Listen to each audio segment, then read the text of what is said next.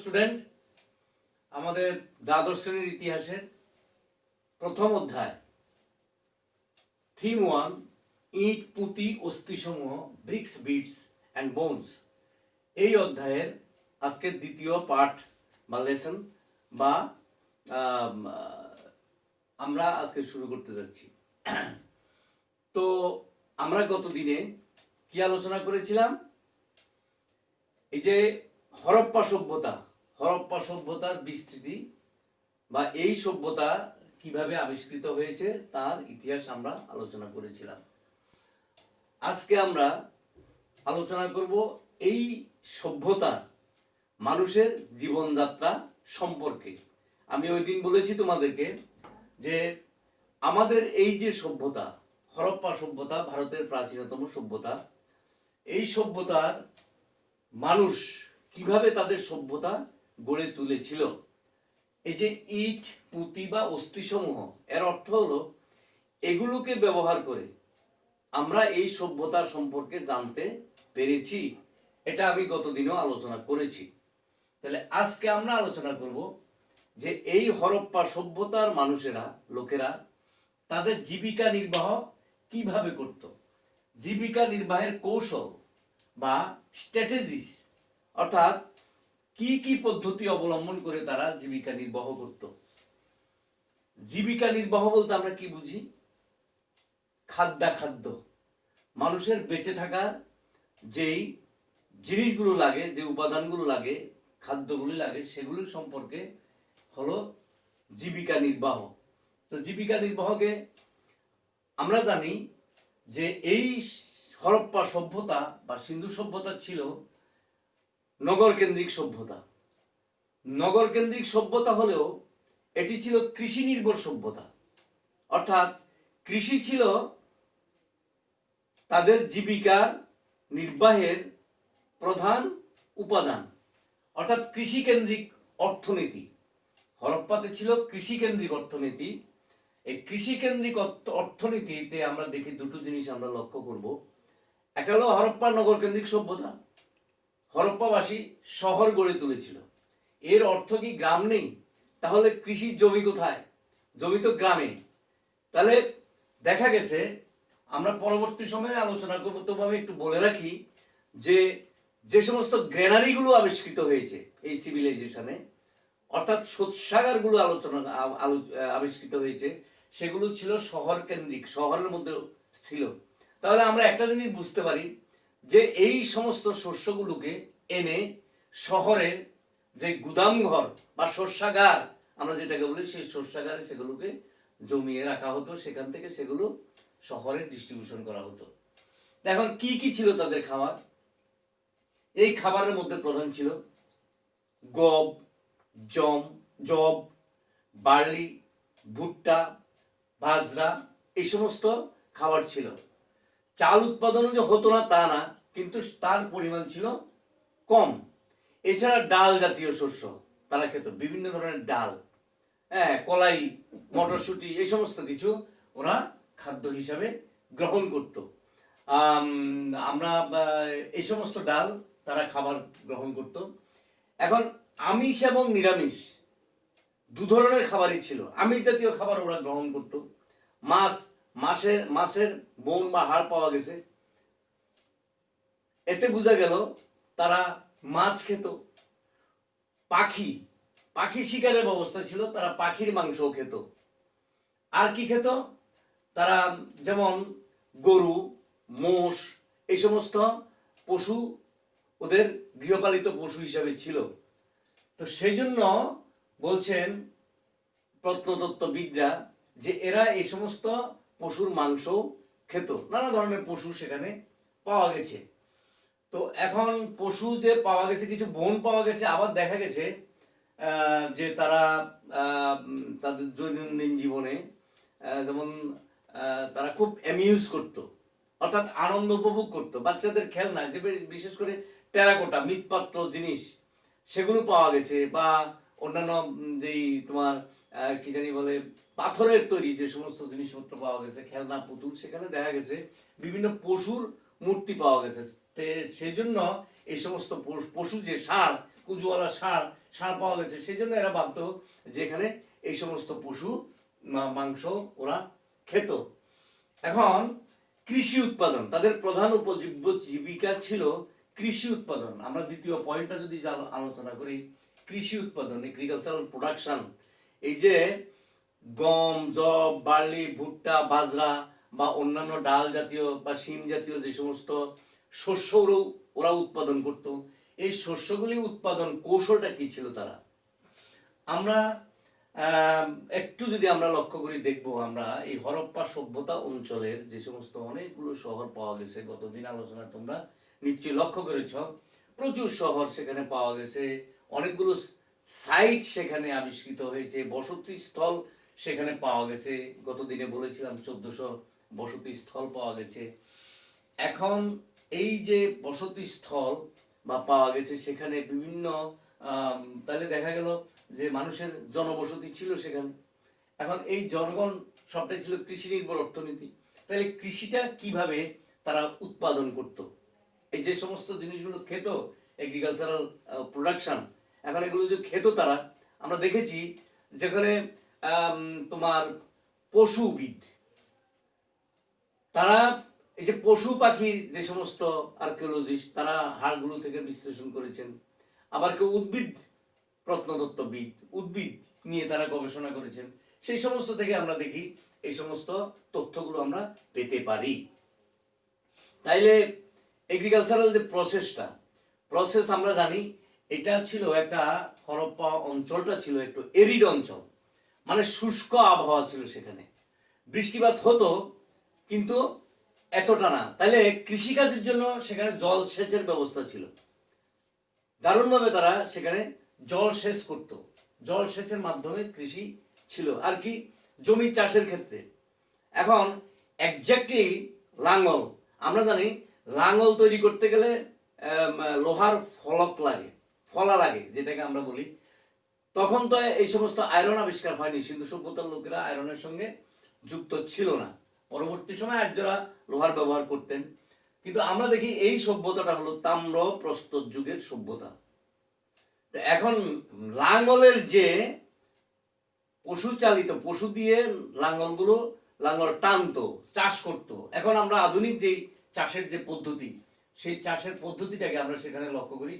দেখা গেছে প্রত্নতত্ত্ববিদরা অনুমান করছেন, যেহেতু লাঙ্গলের একটা পুতুলের মতো লাঙ্গলের একটা প্রতিরূপ পাওয়া গেছে, সেই প্রতিরূপটা যেহেতু পাওয়া গেছে, ওরা ভাবছেন যে ওরা লাঙ্গলের দিয়ে জমি চাষ করত। আর এদের জমিগুলো কি ছিল, বর্গাকার বা আয়তক্ষেত্রের মতো আয়তাকার জমি ছিল। সেভাবে এরা কৃষি প্রযুক্তি ব্যবহার করতেন এবং ল্যান্ডগুলোকে সেভাবে ভাগ করে তারা জমি চাষ করতেন।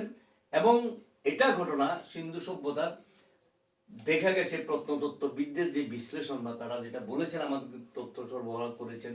আমি আগেও বলেছি যে সিন্ধু অঞ্চলের লোকেরা বা এই সিন্ধু সভ্যতার লোকেরা বা হরপ্পীয় সভ্যতার লোকেরা, তারা লিখতে জানতো, তাদের স্ক্রিপ্ট ছিল বা তাদের অক্ষর ছিল, লিপি ছিল, কিন্তু সেই লিপির পাঠোদ্ধার সম্ভব হয়নি বলে আমরা এই সভ্যতা সম্পর্কে অনেক অকাঠ্য তথ্য আমরা এখনো আহরণ করতে সক্ষম হইনি। তো যাই হোক, এখন এই কৃষি ওরা যে কৃষি উৎপাদনে তাদের সেখানে যথেষ্ট পরিমাণে প্রাচুর্য ছিল, এটা আমরা লক্ষ্য করেছি। এখন নগর পরিকল্পনা, আমরা জানি প্রথম যেই শহরটি পাওয়া গেছে হরপ্পা শহর, তারপরে কিন্তু তার চাইতে আরেকটা শহর, পরিকল্পিত শহর, যেটা মহেঞ্জোদারো শহর। এই শহরটাকে অনেক সময় মডেল হিসাবে ব্যবহার করা হয়ে থাকে। এটা আমরা জানি, এটা রাখাল দাস বন্দ্যোপাধ্যায় এই মহেঞ্জোদারো শহরটা আবিষ্কার করেছিলেন। আবার হরপ্পা শহরের নামের সঙ্গে যুক্ত দয়ারাম সাহানি, এটা আমরা গতদিনের আলোচনা আমরা করেছি। এখন এই যে পরিকল্পিত শহর, একটি তাদের এই যে শহরটা ছিল পরিকল্পনা করে। নগরকেন্দ্রিক সভ্যতা মানে কি? নগরকেন্দ্রিক সভ্যতা হলো যে পরিকল্পনা মাফিক সভ্যতা। এটা আশ্চর্যের বিষয় যে আজ থেকে 5000 বছর আগেও যদি আমরা ধরে নেই, 5000 বছর আগে প্রত্নতাত্ত্বিকদের যে বিবরণ অনুসারে আধুনিক নগরকেন্দ্রিক সভ্যতা গঠন করতে গেলে বা আধুনিক যে নগর কেন্দ্রিক সভ্যতা, শহুরে সভ্যতার মধ্যে মানুষ যে যে ফেসিলিটিগুলি বা সুযোগ সুবিধাগুলি পেয়ে থাকে, যেই পরিকল্পনা, আমরা সেই রকম পরিকল্পনা পেয়ে যাই মহেঞ্জোদারো শহরের মধ্যে বা হরপ্পা শহর বা এই শহরগুলির মধ্যে আর কি। কিরকম শহর মানেই হলো, আমরা বলি আরবানাইজেশন। তাহলে কি থাকবে আরবানাইজেশনে? বাড়িগুলো থাকবে ইটের তৈরি। তো আমরা হরপ্পীয় সভ্যতার বা এই মহেঞ্জোদারো শহর যদি আমরা লক্ষ্য করি, আমরা দেখতে পাই ওরা পোড়া ইট এবং কাঁচা ইট। কাঁচা মানে রোদে শুকিয়ে ইট, রোদে শুকিয়ে ইট আর পোড়া ইট দিয়ে ওরা ঘর তৈরি করতো। তো দেখো ইটগুলো ওদের পরিমাপের ইট ছিল। ইটের আমরা এক একটা ইট দেখি 11 ইঞ্চি, হ্যাঁ,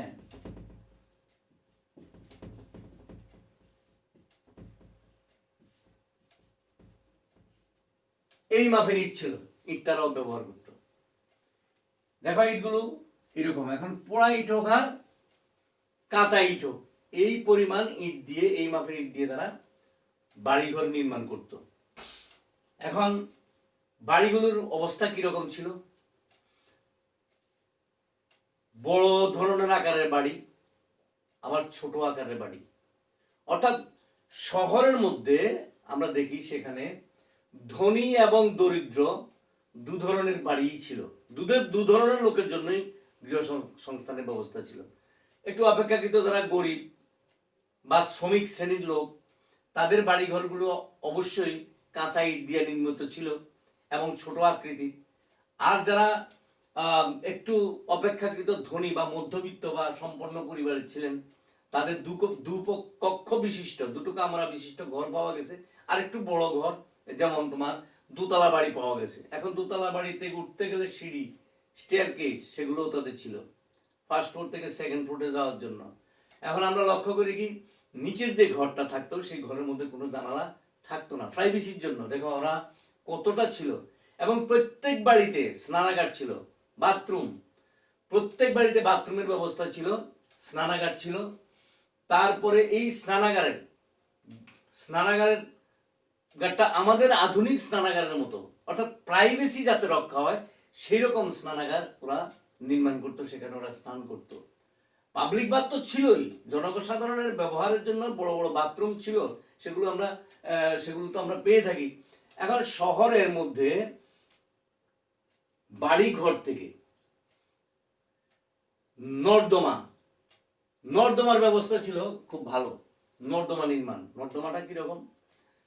অর্থাৎ মূল যে বাড়ি, সেই বাড়ি থেকে, মূল বাড়ি থেকে তোমার ধরো এই যে বাড়ি, মূল বাড়ি, হ্যাঁ, মূল বাড়ি থেকে ছোট ড্রেনে করে এখান থেকে জল বেরিয়ে আসতো।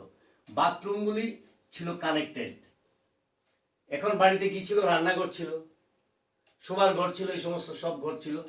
এরপরে বিরাট বড় ড্রেনের মধ্যে এসে এই নালার জলটা, নর্দমার জলটা পড়ে যেত। এখন এগুলো আবার কি দারুণ জিনিস দেখো, তখন এরা কতটা সুসভ্য ছিল। এগুলো ছিল আবার ঢাকা। এখন আমরা দেখো শহরের মধ্যে ঢাকনা দেওয়া বিশাল বিশাল বড় নর্দমা, সেখান থেকে জলটা ওরা সেখান থেকে বেরিয়ে যেত, বাইরে কোথাও চলে যেত সেই জল। তাইলে যাতে রাস্তার মধ্যে জল যাতে না জমতে পারে সেই জন্য এই ব্যবস্থাটা সেখানে ছিল। এখন শহরের যে রাস্তাঘাটগুলো কিরকম ছিল? রাস্তাঘাটগুলো সাধারণত 7 ফুট থেকে 35 ফুট পর্যন্ত চওড়া রাস্তা ছিল, ফিট পর্যন্ত চওড়া রাস্তা ছিল। অর্থাৎ যানবাহন চলাচল করতে যাতে অসুবিধা না হয়। অনেক সময় দেখা গেছে রাস্তার পাশে এরকম ঘর, ছোট ছোট ঘর, অনেকে মনে করছেন প্রত্নতত্ত্ববিদরা যে এই ঘরগুলো আর কিছুই না, এগুলো ছিল দোকান ঘর, এগুলো ছিল দোকান ঘর। তাহলে এইভাবে তারা শহর পরিকল্পনা করেছিলেন। এখন যে একটা বিশাল বড় বাথরুম পাওয়া গেছে, বিরাট বড় বাথরুম, মহেন্দ্রগড় শহরে বড় একটা বাথরুম পাওয়া গেছে। তো এই বাথরুমের চারিদিকে কি ছিল? ছিল, সিঁড়ি ছিল। বাথরুমে নামার জন্য, আবার একদম জল পর্যন্ত নামার জন্য সিঁড়ির ব্যবস্থা ছিল। এটার পাশে রাস্তা ছিল, রাস্তার পাশে আবার ছিল কি, যে অনেকগুলো ঘর ছিল। এখন দেখো এগুলোকে বলা হচ্ছে যে কোনো ধর্মীয় প্রতিষ্ঠানের জন্য বা অনুষ্ঠান উপলক্ষে শহরে গ্যাদারিং এর জন্য এই বাথরুমটা সেখানে ধর্মীয় অনুষ্ঠান হিসেবে ব্যবহার করা হতো। সেখানে সম্ভবত বলছেন যে পাশের যে কক্ষগুলো পাওয়া গেছে সেই কক্ষগুলোতে পুরোহিতরা বা এরকম কেউ থাকতেন। এই বাথরুমের তোমার বিশাল বাথরুম, সেই বাথরুমটা সেখানে ওই ধর্মীয় কাজে ব্যবহার করতো, যেটা বলছিলাম আমি। এখন এই বাথরুম থেকে আবার অন্য বাইরের দিকে জল নিকাশের জন্য ব্যবস্থা ছিল। এখন কি অদ্ভুত দেখো, পোড়া ইট দিয়ে বাথরুমটা তৈরি ছিল। এখন এইটার থেকে যাতে ইটের গাঁথনিগুলোর থেকে যাতে জল না বেরোতে পারে, বিটুমিন বা জিপসাম আমরা যেটাকে বলি, এটা দিয়ে সেগুলোকে তোমার ইয়ে করা হয়েছিল, মানে একটা ইটের সঙ্গে একটা ইটের জোড়া দেওয়া হয়েছিল। সেখানকার যে গ্যাপগুলো ভরে দেওয়া হয়েছিল। তো এইভাবে আমরা দেখি। আর বিশাল যে গ্র্যানারি বা শস্যাগার সেখানে পাওয়া গেছে, সেই শস্যাগারেও সেখানে এরকম প্রোটেকশনের ব্যবস্থা ছিল। তো এইভাবে আমরা দেখি হরপ্পা যে শহর বা মহেঞ্জোদারো যে শহর, হরপ্পীয় সভ্যতার যে শহর, সেই শহরগুলো একেবারেই নগর কেন্দ্রিক বা নগর সংস্কৃতিকে কেন্দ্র করে সেই শহর গড়ে উঠেছিল। এবং তাদের জীবনযাত্রার মানটাও ছিল অনেকটা উন্নত জীবনযাপন করতো এরা, আধুনিক শহুরে জীবনের মতো জীবনযাপন করতো তারা। এখন ঘরগুলো যে নির্মাণের কৌশল, গৃহের স্থাপত্য রীতি বা ডোমেস্টিক আর্কিটেকচার অর্থাৎ গৃহ নির্মাণ কৌশল, তারা কিভাবে ঘর তৈরি করত। আমি আগেই বলেছি, দোতলা বাড়ি, একতলা বাড়ি, তারপরে সাধারণের জন্য বাড়ি, আর কিছু ছিল তোমার শহরে দু ধরনের বাড়ি পাওয়া যেত। একটা উঁচু উঁচু স্তরের বাড়ি অর্থাৎ উচ্চ স্থানে, আর একটা হলো নিম্ন স্থানে। তো বলছেন যারা শাসক বা এরকম সম্পন্ন যারা লোক ছিলেন, যারা পয়সাওয়ালা লোক ছিলেন, তারা ওই উঁচু শহরগুলিতে, উঁচু অঞ্চলে বসবাস করত। নিম্ন অঞ্চলে সাধারণত সাধারণ লোক বসবাস করত। তবে গৃহ নির্মাণের যে কৌশল, সেটা কাঁচা ইট বা পোড়া ইট দিয়ে সেখানে তৈরি হতো। এখন ঘরের তারা দারুণভাবে প্রাইভেসি মেনটেন করতো। একটা মাত্র দরজা দিয়ে ঘরে ঢুকতে হতো, বাড়িতে ঢুকতে হতো। সেখানে ঢুকে প্রত্যেক বাড়ির মাঝখানে আয়তাকারে উঠান ছিল। সে বলছে এই উঠোনের মধ্যে হয়তোবা ড্রাই সিজনে সেখানে রান্না বান্না বা অন্যান্য শস্য জাড়াই মাড়াই এরকম করার জন্য সেগুলোকে ব্যবহার করা হতো, সেই উঠোনগুলোকে। এখন কিরকম প্রাইভেসিটা মেনটেন করতো, তুমি ঘরে ঢুকেই যাতে দরজা দিয়ে ভিতরের ঘরে যাতে কিছু না দেখা যায়, এভাবে তারা এই টেকনোলজিটা ব্যবহার করতো। আমি আগেই বলেছি, জানালা থাকতো না, উপরের গুলোতে থাকতো বারান্দা, থাকতো প্রত্যেক ঘরের মধ্যে বারান্দা থাকতো এইভাবে। আর উঁচু যে ঘরগুলো সেগুলো ছিল অনেকটা ছিল দুর্গ হলো শহরের নিরাপত্তা রক্ষার জন্য। শহরগুলোতে তোমার চারিদিকে বাউন্ডারি ওয়াল দেওয়া হতো, উঁচু হাই প্রাচীর নির্মাণ করা হতো। এই প্রাচীর নির্মাণের দ্বারা সেটাকে সুরক্ষিত করে রাখা হতো, অর্থাৎ দুর্গ শহর ছিল তখনকার সময় সেইভাবে। তাহলে দেখো, আজকে আমরা যে আলোচনা যেটা করলাম, যে হরপ্পা শহরের নগর পরিকল্পনা বা এই হরপ্পীয় সভ্যতার লোকরা কিভাবে তাদের শহরগুলি পরিকল্পনা করে গড়ে তুলেছিলেন, এখানকার এগ্রিকালচার প্রোডাকশন এবং তাদের যে খাদ্য বা জীবিকা নির্বাহের যে বিষয়গুলো, এগুলি আমরা এই কয়েকটা পয়েন্ট আমরা আলোচনা করেছিলাম ছোট ছোট করে। এখন এই আলোচনাগুলি তোমরা নিশ্চয়ই শুনতে পেয়েছো, তোমাদের বই ইতিমধ্যেই চলে আসবে। আমি আবারও বলছি, আমি গত ক্লাসে তোমাদেরকে তোমাদের কোশ্চেন যে প্যাটার্ন, কি নম্বরের প্রশ্ন থাকবে সেগুলো আমি আলোচনা করে দিয়েছি। এবং 1 নম্বরের প্রশ্ন থাকবে, 3 নম্বরের প্রশ্ন থাকবে, 6 নম্বরের প্রশ্ন থাকবে। 6 নম্বরের প্রশ্নগুলো সাধারণত উৎস বেস, টেক্সট বইয়ের মধ্যে দেখবে উৎস বা সোর্স, সেই সোর্সের গুলো থেকে তোমাদেরকে একটা প্যারা তুলে দেওয়া হবে, সেখান থেকে প্রশ্নগুলি করা হবে। সেই প্রশ্নগুলি থাকে 6 নম্বরের প্রশ্ন, আর 8 নম্বরের প্রশ্ন তো থাকছেই। তারপরে প্রজেক্টে 20, প্রজেক্টের মধ্যে আবার ইন্টারনাল অ্যাসেসমেন্ট আছে, আর এমনিতে 10 নম্বর 10 10 20 থাকবে। তো তোমাদের এইভাবে তোমার আবার ম্যাপ পয়েন্টিংয়ের জন্য 6 নম্বর থাকবে। আমি বলেছি প্রশ্নগুলো এইভাবে থাকবে। আর এই প্রশ্ন উত্তরগুলোর জন্য প্রশ্ন এবং উত্তর এটার জন্য তোমরা ছায়া প্রকাশনী থেকে কিছুদিনের মধ্যে বেরিয়ে যাবে আমার লেখা বই, তোমরা ওই বইটা ফলো করতে পারো তোমরা যদি মনে করো খুব কাজ হবে। আর এই যে ক্লাসগুলো, এই ক্লাসগুলো যদি তোমাদের ভালো লেগে থাকে তো ক্লাসগুলো তোমরা লাইক করবে, শেয়ার করবে আর সাবস্ক্রাইব করবে বেলের মধ্যে গিয়ে সেখানে টিপ দিয়ে অলে নিয়ে সেটাকে সেট করে দেবে। তাহলে আমি যখন কোনো এই ক্লাস লেসন বা লেকচার সেটাকে তোমার আপলোড করব, আপলোড করার সঙ্গে সঙ্গে তোমার মোবাইলে সেটা চলে যাবে, তুমি দেখতে পারবে। সবাইকে ধন্যবাদ। আজকে আশা করি এই ক্লাসটা তোমরা বুঝতে পেরেছো।